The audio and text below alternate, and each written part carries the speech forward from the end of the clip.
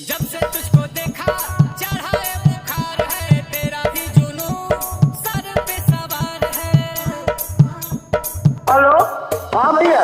Body तेरी butter hair skin है, मेरे लिए बोलो सिग्नल ग्रीन है।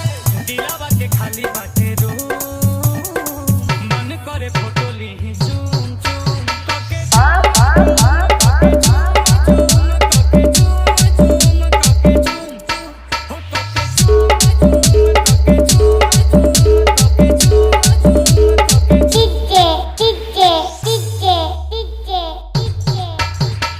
राहुल परदेशी रोटा बाजा मीठी मीठी बातें गजब की मुलाकातें, वो याद आती है रात जाने जा। कौन है रे? अब तू ही दिलो जामे, धरती और आसमां में, अकेली तू जहां में जाने जा, जाने जा। आंखों में तेरे जादू, कहो तो सितारे तोड़ ला। ओ देखो ही में लागे लू मासूम, तोहरे ला करतानी घूम घूम तोके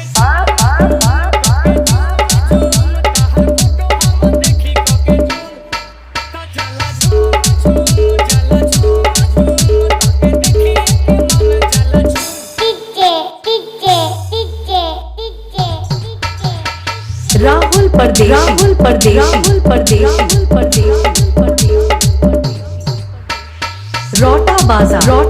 रोटा बाजा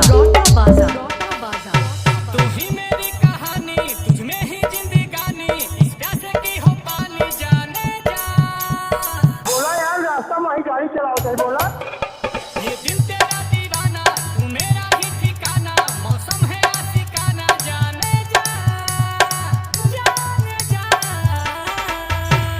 सांसों में तू बसी है, लबों पे मेरे तू ही हंसी है। गुची के लगा के परफ्यूम, फिगर ब्लास्ट करे बूम बूम तोके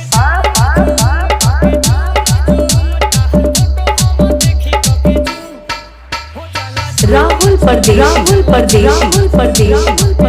रोटा बाजा कॉन्टैक्ट नंबर 9309102491।